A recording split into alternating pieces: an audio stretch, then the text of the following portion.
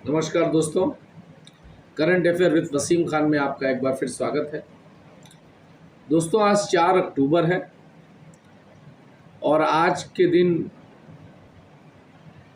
पूर्व सांसद, जननायक नेता और आप कहें तो महाराजगंज के असली नेता सिब्बन लाल सक्सेना के बाद, जिन्होंने वाकई जनता की सच्चे दिल से लड़ाई लड़ी, ऐसे पूर्व सांसद हर्षवर्धन सिंह जी का आज पुण्यतिथि है, 7वीं पुण्यतिथि है।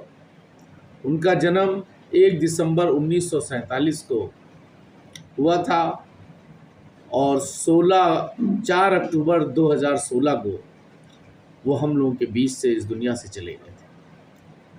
आज उनका 7वीं उनकी पुण्यतिथि है। ये खुशनसीबी है हमारी कि हम लोग उस वक्त उनके साथ उनके संघर्षों में कुछ कदम चलने का मौका हम लोगों को भी मिला है।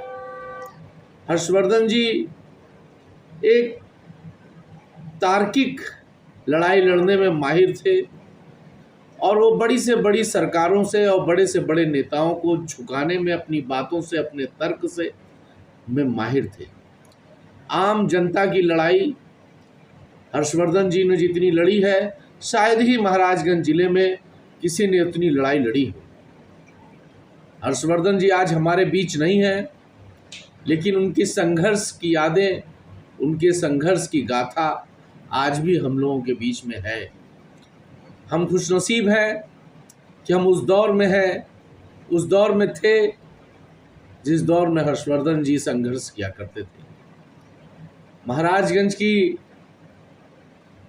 जनता ने उनको 2 बार लोकसभा में भेजने का काम किया। एक बार 1989 में 1989 में, तब वो जनता दल के टिकट से चुनाव लड़े थे और चुनाव जीत करके हिंदुस्तान की सबसे बड़ी पंचायत में गए थे। और दूसरी बार 2009 में जब वो कांग्रेस पार्टी के तरफ से चुनाव लड़े और हिंदुस्तान की सबसे बड़े पार्लियामेंट में गए। एक बार 1984 में वो फरेंदा विधानसभा से विधायक भी रहे और उनका संघर्ष किसी से छुपा नहीं है।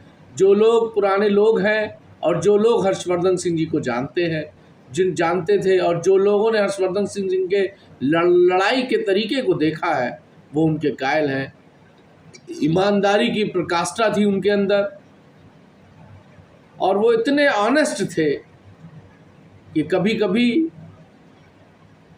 उनको पैसे की भी कमियां हो जाती थी। हम लोग के साथ चलते थे, हम लोग उनके साथ चलते थे तो अक्सर ये महसूस किया जाता था। नेताजी हम लोग पूरा शहर उनको नेताजी के नाम से जानता था। नेताजी की आज पुण्यतिथि है। हमारा सत सत नमन है नेताजी को।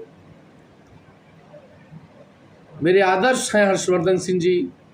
उन्हीं की देन है कि कुछ लड़ने की प्रेरणा उन्हीं से ली है मैंने।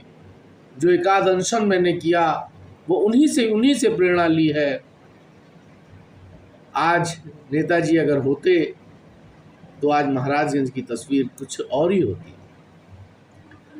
हम नेताजी को सच्ची श्रद्धांजलि तभी अर्पित कर पाएंगे कि जब हम उनकी तरह लड़ना सीखें, उनकी तरह अपनी बात करना सीखें, उनकी तरह ईमानदारी के रास्ते पे चलना सीखें।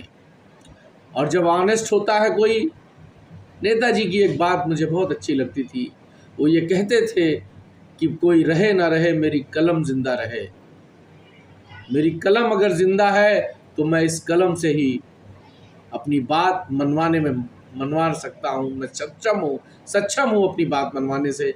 मेरी कलम जिंदा होनी चाहिए। नेताजी थोड़ा ज़िद्दी स्वभाव के ज़रूर थे, लेकिन जिस काम की ज़िद कर लेते थे तो बड़ी बड़ी सल्तनतें, बड़ी बड़ी सरकारें उनके आगे झुक जाया करती थी। वो दौर दूसरा एक था जब वीर बहादुर सिंह जी के पीछे वो पड़ गए थे। वो चीफ मिनिस्टर थे और उनके खिलाफ कितना खोज करके ले आए थे। तो हर्षवर्धन सिंह का एक युग था, हर्षवर्धन सिंह जी की एक लड़ाई थी। और आप लोगों से भी निवेदन है कि हर्षवर्धन सिंह जी के बताए रास्ते पे चलिए। वो एक नेक सच्चे इंसान थे। आज हमारे बीच नहीं है। उनका इससे कोई लेना देना नहीं था कि कौन हमारे साथ है, कौन हमारे साथ नहीं है, किसने चुनाव में विरोध किया, किसने पक्ष किया।